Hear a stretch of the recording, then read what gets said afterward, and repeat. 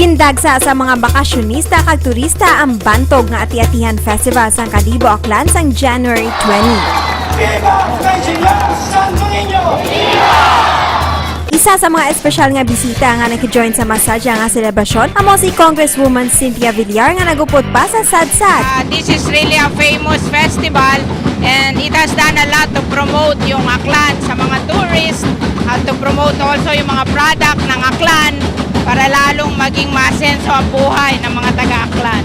Nakakatulong sa economy and at the same time nabibigyan natin ng pagpapasalamat ng ating patron saint si Santo Niño during this time of the year.